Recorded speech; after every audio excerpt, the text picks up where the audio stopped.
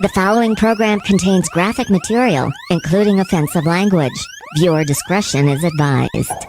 Congress monster Lauren Boebert of Colorado won her primary last night. I believe Boebert is one of the biggest MAGA morons ever elected to public office, and it's because of comments like this.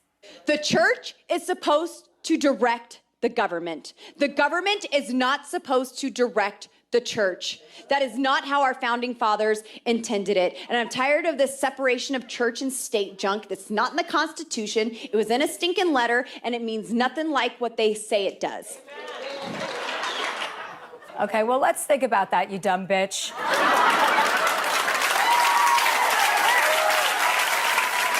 Because I tend to be skeptical about getting constitutional law advice from a human tramp stamp.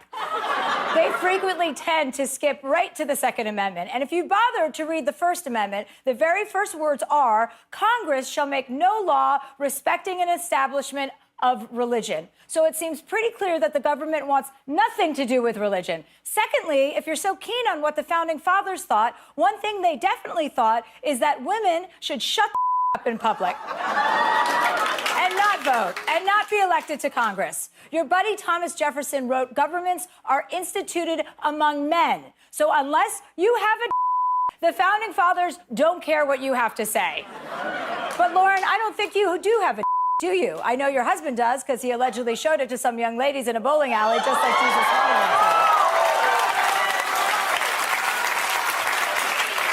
And let's all take a moment to remember that the founding fathers were a bunch of toothless dudes who took shadoobies in their backyard, thought that their wives were property, and wanted to protect guns that fired marbles and took 11 minutes to reload.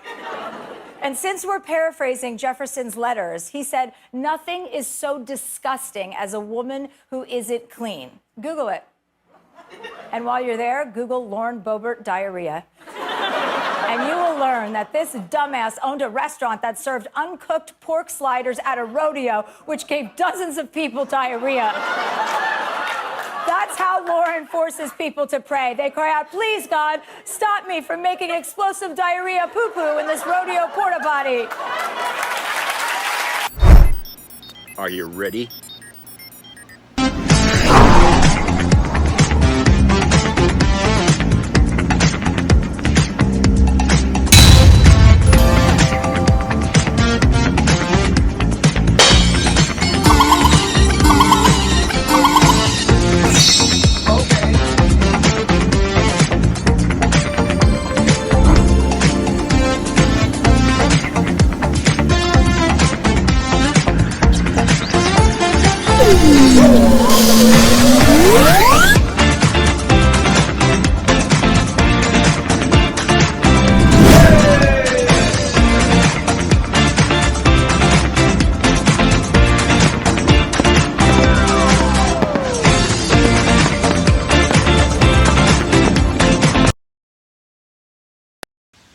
Hello everybody, it's Jeff.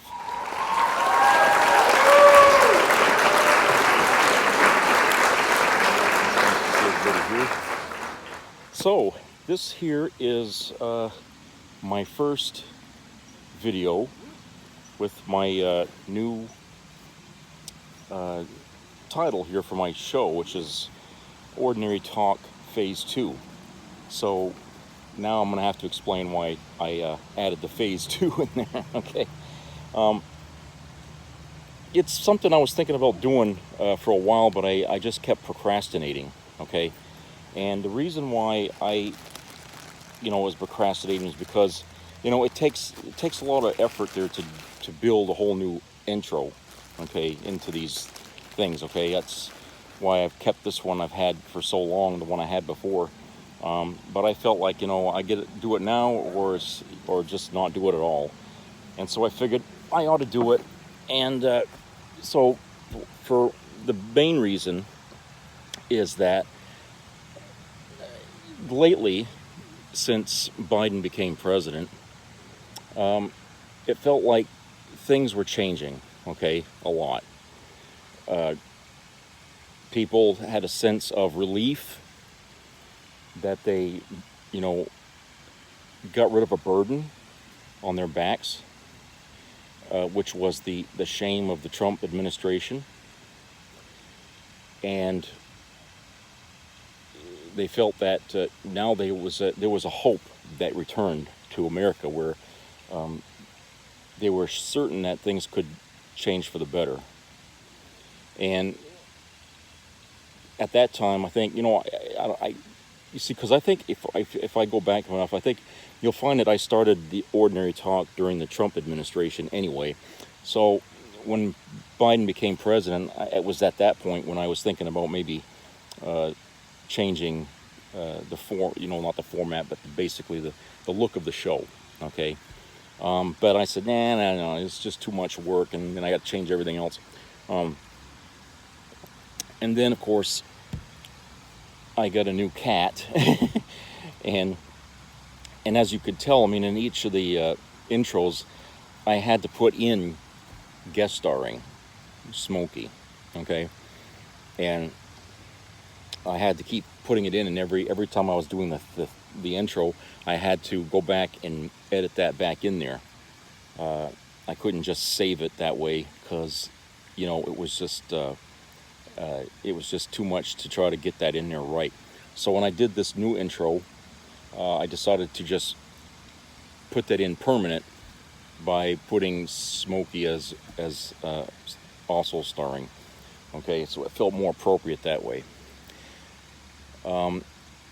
So yes, it's felt like things are changing, and especially nowadays, where you got all this investigation into Trump and Trump's wrongdoings, and everything coming out about what went on during his administration, and the shock that it's sending out to Americans all over the country. And there's also a shift in the Republicans' way of doing things now. Since Biden became president, they're more violent now.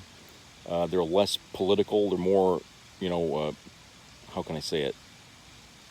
Ideologues, or no, not ideologues. That's the wrong word. Now they're more people that want to live in a dream world, basically. But politics is not one of their highlights, because to be political means you have to take responsibility for the mistakes you make in society, and they don't want to do that. All they want to do is reinstate the guy that led them down into the pit that they're in now. And so what we have is a de-evolution of the Republican Party, to the point now where it doesn't really exist anymore. It's not even a political party now.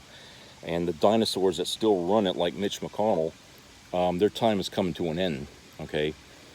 And they're already turning on Mitch McConnell right now, as it is. I mean, they're, So there's change going on in the Republican Party. The Democrats are discovering the value of unity to get things done. That they can't be separate thinkers, individual thinkers. They have to be unified that way, in order to make sure that good things that come up that want to become bills, they have to be, whether they like everything in it or not, they have to be unified. Because there's never going to be a day where they're going to totally agree on anything, okay, on everything that's in a bill. They have to look at the bigger picture now. They have to look at what's good for America instead of what's good for the party. And so Democrats are kind of going through a change right now, where they're discovering the value of being unified to see something, happen. Even if they don't get everything they want, it's more important to take the baby steps to get to where they want than it is to try to take big leaps, which are harder to do when you have an opposition as bad as the Republican Party is. So you have that going on. So there's change, and there was change when Donald Trump came into office, from what was before Trump to what became after him. There was a lot of change there. And that was a phase. The Trump years were a phase. And that Trump years are over. We're going through another phase. So in my chronology of videos, I figured I would change this to Ordinary Talk Phase 2, because this is the this a second change in the timeline of my videos here that this country is going through. So I figured I'd do that. That's the reason why I wanted to change it. And I know for some of you other people out there who think, oh, you're kind of borrowing from Star Trek Phase 2, which never came to be. Yeah, I know it sounds like that, but I couldn't think of a better way to put it, really. I couldn't say like Ordinary Talk Part 2 or, you know, or Chapter 2. I thought Phase 2 would be a better way to label it now. And so that's why I changed the name to Ordinary Talk Phase 2. Because, you know, everybody in America now is going through another phase of change since Trump has been taken out of the White House. So here I am over at the park here in Bangor, and it's, sun's going down, and you know, the fountain and all that. And so I wanted to bring up some local things that's been going on here. And I know for some of you it probably won't matter. But there are people who watch this who live in the area, so I thought maybe, you know, for them I would talk about some stuff that's going on here in the Bangor area. Now, there's an article here from Penobscot Times about the bridge in Old Town, and it's the bridge that's on Stillwater. When you cross over, you know, after you pass McDonald's and you cross over into Orono, and I guess I was surprised. I didn't realize the bridge was as old as it was, as they're saying. It's a 70-year-old bridge, okay? But now it's being considered structurally deficient, okay? So they've had to lower the weight limit so much on that bridge now that they can't let logging trucks cross over it anymore. So that means the truckers are going to have to take that other route that goes all the way out towards the interstate, I guess, and drive around it, which means it's going to cost more now for, you know, for them to do that, you know. And you know, and I'm thinking, well, if the bridge is in that bad a shape, okay,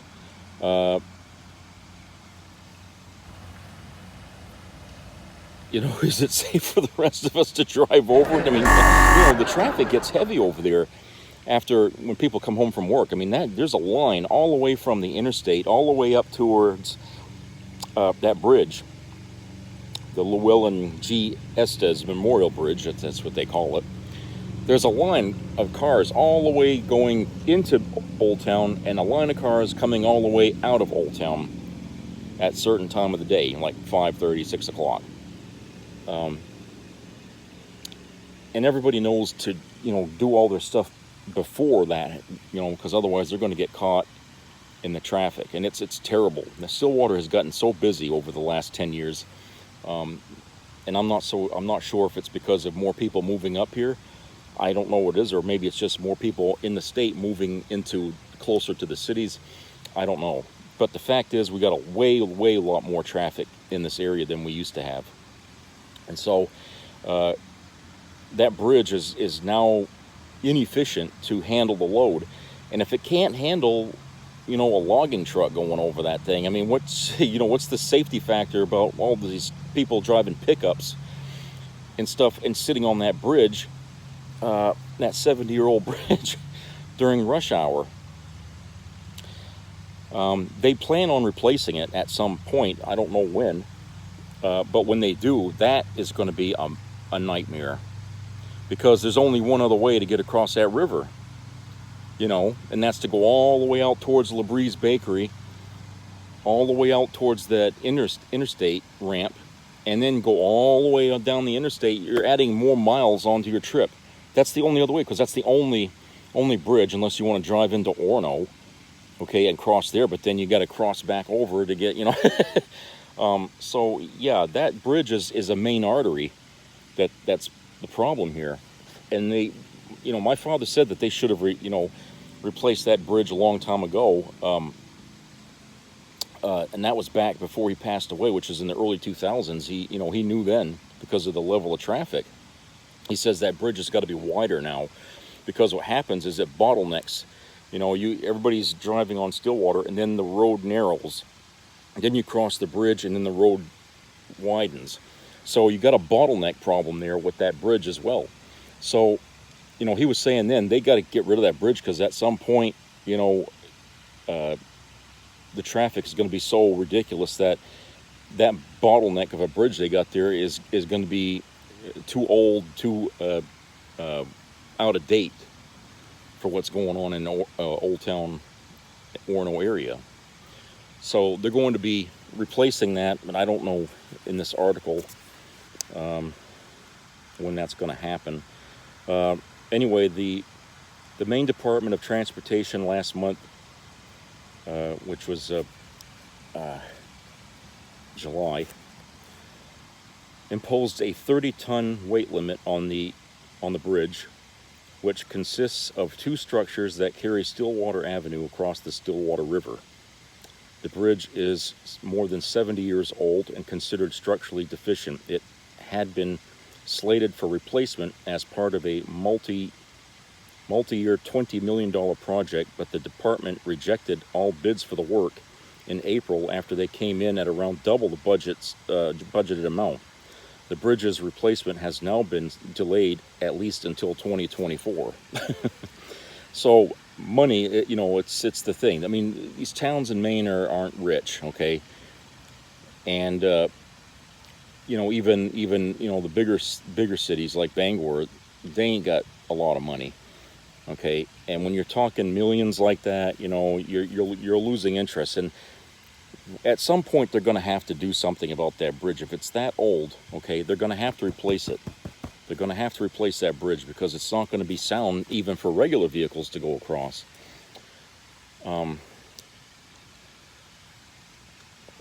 So I'm hoping that they do something, because I'd hate to wake up one morning and find out the bridge collapsed with a whole bunch of people trapped in their cars had gone down in the bridge, because there's a waterfall just on the other side, you know, and it heads down into a pile of rocks, okay? So any collapse of that bridge is going to be catastrophic to anyone that's there on that on that damn thing, okay? And, you know, I go across that bridge a lot because I got a storage unit on the other side of it. And, I mean, I could get there by taking the back way, going through Orono and past the mill, I guess, and go up that way. But it's not as quick to get to it as jumping on the interstate and going there and getting off at the exit there where the old Burger King was. Which, by the way, they converted that into a China. Remember the Chinese restaurant that was in the little mini mall in Orono? Well, they moved it into that old Burger King. And I'm thinking, well, you know, they got the takeout window, the drive-through window. Maybe they ought to consider, you know, having drive-through menus now for people who want to get fast food, Oriental food. I'm thinking, hey, you know, why not? I mean, it's still there, right? The building and everything that associated with the building is still there.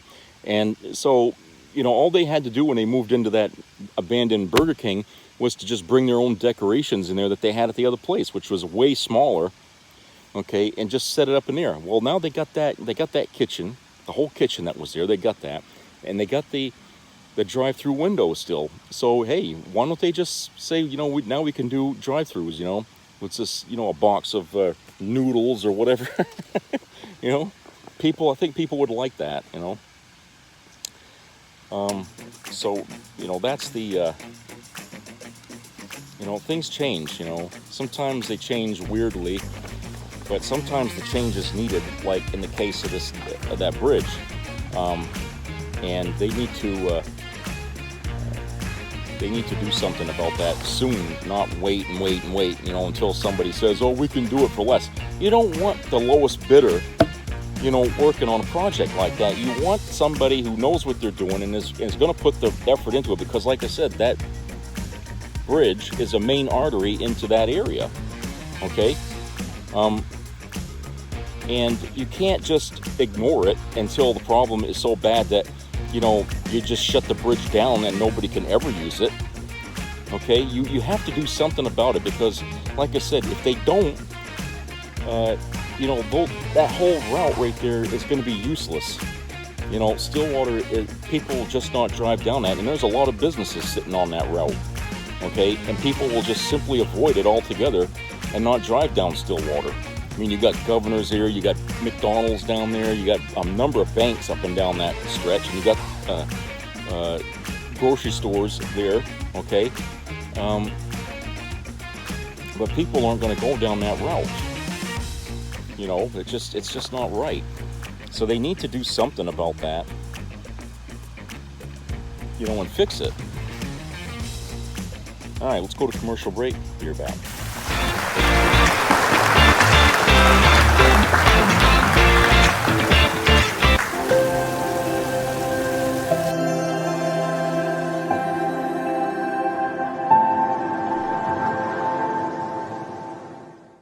Dear CEO, what's it gonna take for you to do something? Yeah, do you even care? Climate change affects all of us. This is your chance to do something good.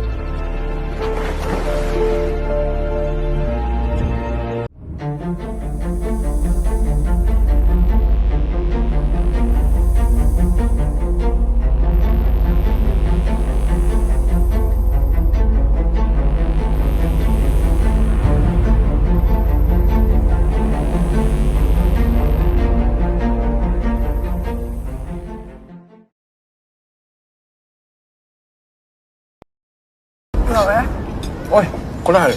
Kolla här.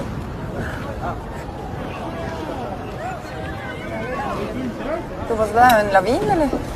Ja, den är kontrollerad. Alltså, det är såna jäkla krafter. Är det safe? Ja, de vet vad de gör. Pappa! Ja, det är ingen fara. Den där kontrollerad. Harry, det är lugnt, Harry!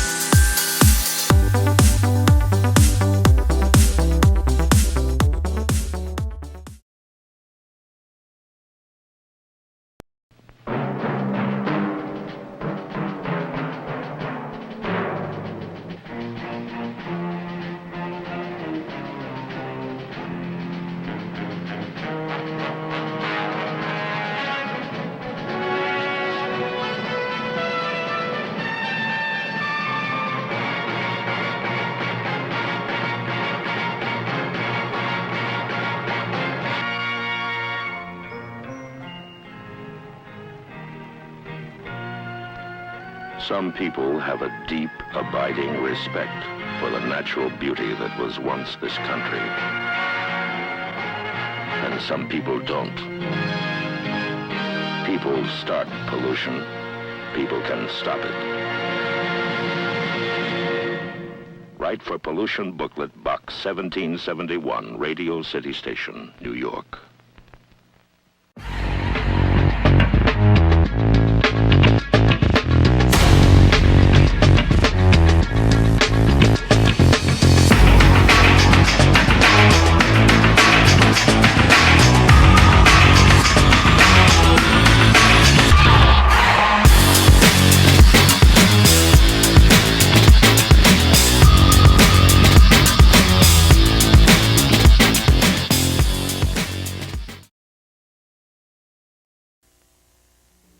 Be a part of the entertainment value of a lifetime.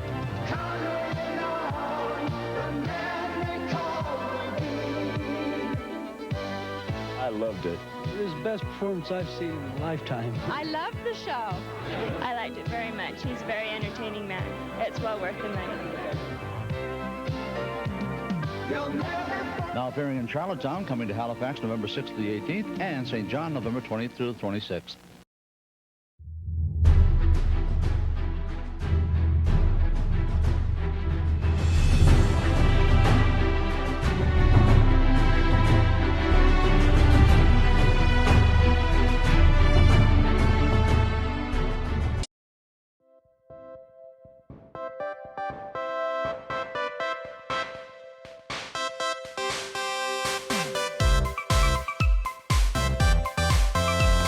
Okay, everybody, welcome back.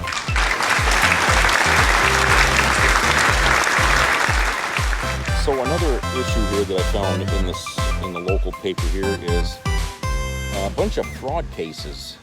Maine, the COVID relief funds and stuff like that. Apparently, there was a lot of fraud involved in Maine, and I find out here it was not just Maine, but across the nation here. There's a lot of people who got the money who didn't deserve it, but let's see here. This article says Maine's COVID fraud cases stand out for their small size. With a plea scheduled next week, federal prosecutors in Maine will have secured their third admission of guilt in case of the man accused of defrauding a business loan program developed in the early weeks of the COVID-19 pandemic. But at a time when the watchdogs charged with overseeing COVID-19 relief spending say the Department of Justice is too busy to pursue small-dollar pandemic-related fraud cases, the Maine prosecutions stand out for their small dollar amounts. The U.S. Attorney's Office in Maine so far has charged 3 people with defrauding 2 different types of pandemic business loan programs that Congress approved in 2020 to keep businesses afloat at a time when many had to shut down or curtail their operations. The cases involve a total of just over $400,000. But they're just the start of such prosecutions in Maine, according to Assistant U.S. Attorney Andrew Lizotte, who has been the lead prosecutor on 2 of the 3 main cases. Quote, "We see varieties of schemes and varieties of fraud with varying levels of success, but our office does consider it to be a significant factor. The fraud being committed with respect to CARES Acts Fund," unquote. Those are funds that are really meant for a purpose that was, at the time, critical and remains critical. The 3 men charged so far in Maine, Nathan Reardon, Craig Frank, and John J. Kavanaugh Jr., are among more than 1,200 people nationwide charged with defrauding COVID-19 relief programs. Those programs have proven themselves especially susceptible to fraud, with the U.S. Secret Service estimating late last year that there had been nearly $100 billion in potentially fraudulent pandemic relief activity.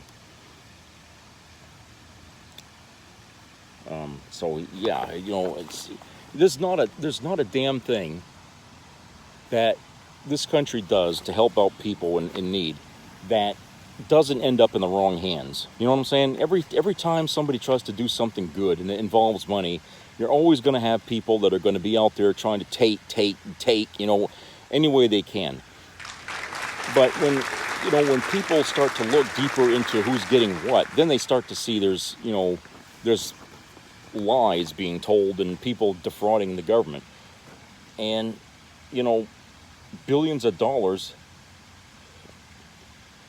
might not seem like a lot to some people, but when you total it up, and you consider what the country was going through, hey, that's a lot. That's a lot of money. You don't just take all that kind of money away out of what was sent out to people to help people and small businesses and just think, well, it was all for good. I mean, people are waiting. There's always people waiting for that moment, like Donald Trump, in order to score some money for something they didn't earn, okay?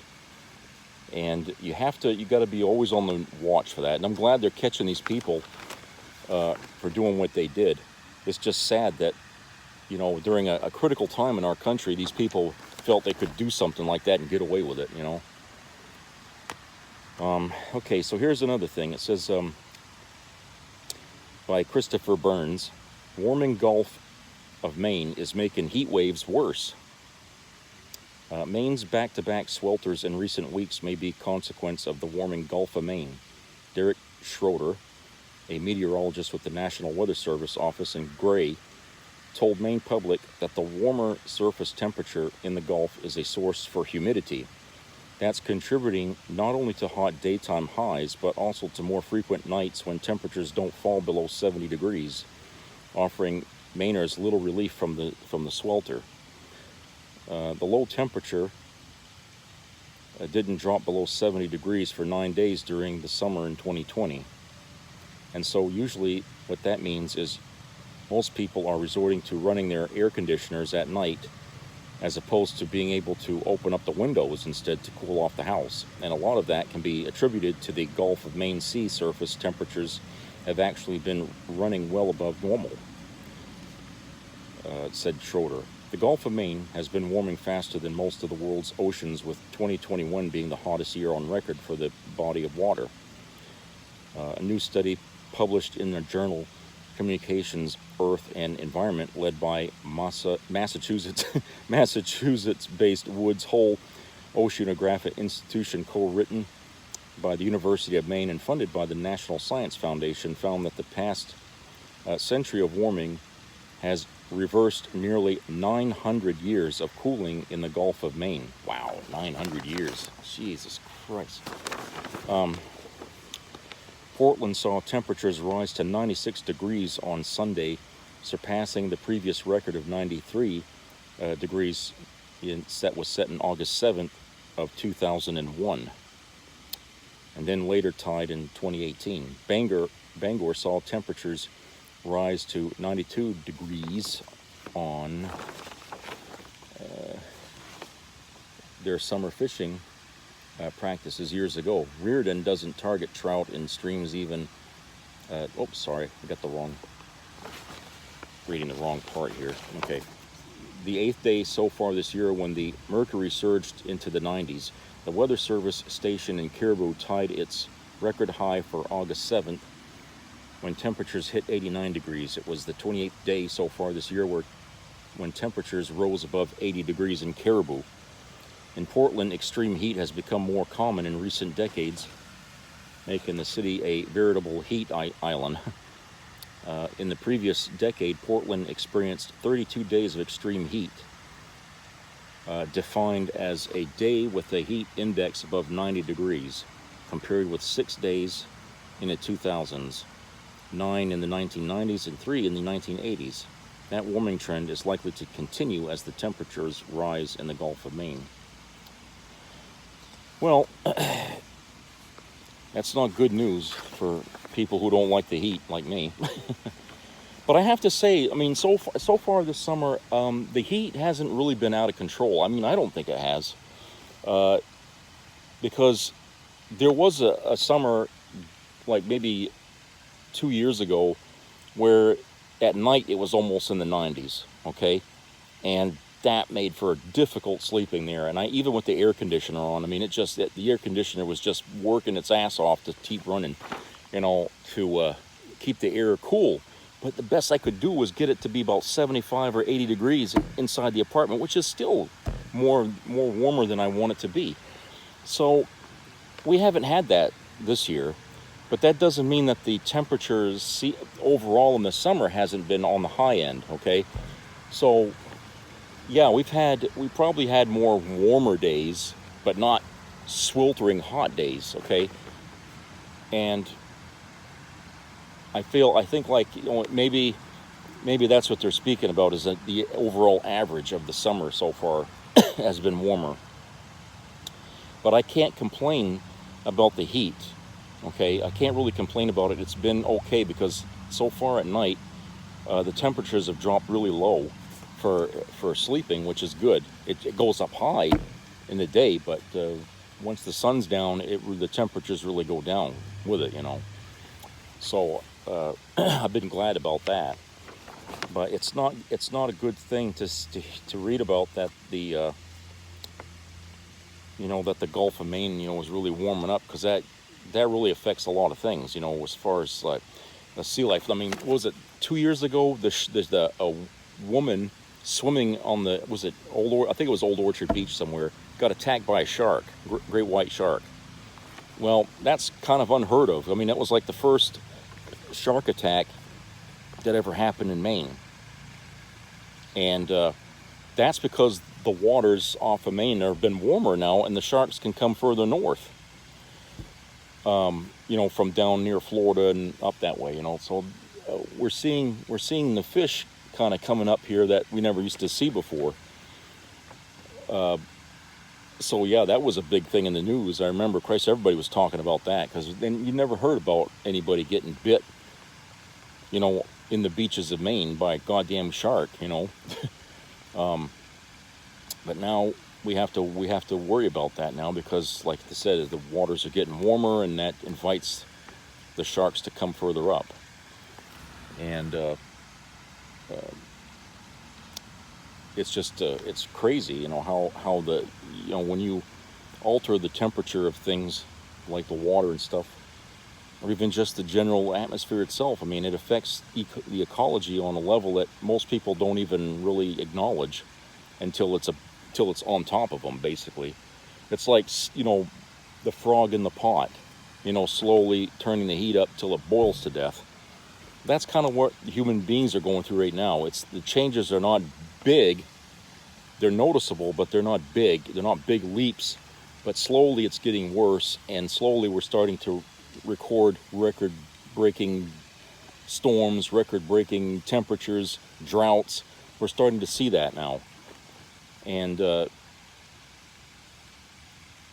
it's like, it seems like only now, I mean, are people really starting to, you know, realize that it's not a hoax anymore. I mean, people have already been ruined, their lives ruined by some big storms we've had already this summer, you know. Friggin' ridiculous downpours of water in areas of the country that really didn't get much rain. You know, like Las Vegas. I mean, who the fuck ever would think Las Vegas would ever get flooded, you know, from rainwater? I mean, Christ, that place was the definition of dry down there. You know, no, there's never a goddamn drop of water, but yet they've been getting these ridiculous storms down there. And so, you know, the signs are there. You can't deny it. I mean, Republicans like to say it's a hoax, but, you know, they're so far behind on what's current that, you know, that's another reason why nobody should ever vote for them, because they haven't caught up to reality yet. They're like way behind on issues. They don't know what the hell is going on. And speaking of drought, there's an article here about that, entitled "The Drought is Forcing Maine Anglers to Change Where and When They Fish," by Pete Werner. As drought conditions continue this summer in Maine, anglers are becoming more concerned about how the low warm water in ponds, rivers, and streams are harming the state's fish. So they're taking steps to help the fish survive. Some of Maine's most iconic waters are experiencing record low water levels for this time of year, and avid anglers are changing where they fish, or in some cases not fish at all, because even catch and release can stress the fish enough to kill them in these conditions. Such changes are voluntary, as the state has taken no actions to protect those waters. Quote, "Fish are stressed by low warm water. Often the dissolved oxygen is lower than normal as well, and fighting fish that are deprived of oxygen is not good for them," unquote, said Bob Mallard, executive director of the Native Fish Coalition and a Bangor Daily News Outdoors contributor. Brook trout, in particular, are among the freshwater species that could struggle as temperatures rise and water levels fall. Quote, "They survive if and where they can find cold water, but those places are smaller and fewer, and in hot, dry summers, fish have to stay in those cold water refuges areas for longer," unquote, said Jeff Reardon, Maine Brook Trout Project Director for Trout Unlimited. Drought conditions this summer exist primarily in southern and coastal areas of the state and are an area stretching from the mid-coast down to the New Hampshire border, extending approximately 40 miles inland. It's experienced a severe drought, according to the National Oceanic Atmospheric Administration's National Integrated Drought Information System. Jesus, what a mouthful. Southern and eastern Maine need about 6 inches of rain over the next month to end the drought conditions. Stream flows are mostly in the normal range across northern Maine, according to the U.S. Geological Survey's National Water Dashboard. However, as of Tuesday, the Duck Trap River near Lincolnville and the Kennebec River were listed as being at an all-time low flow rate for the date. St. George River, quote, "St. George River duck trap, all basically dry next to no flows," unquote. Angler Ben Stendel said of the situation on the mid-coast, quote, "Trout are in hiding but tons of smallmouth and chubs are out in both. It's a sad state of affairs, really, unquote. The Sandy River near Mercer, the Narraguagus River in Cherryfield, the Sheepscot River in North Whitefield, and Ellis River at South Andover are among those running at, quote, much below normal, unquote, for the date. An additional 21 waters are listed as being below normal for the date. So, yeah, Maine's going through a drought. You wouldn't notice it because we got so many rivers and ponds and lakes all over the state. You know, it's hard to convince people that Maine's having a problem with water, but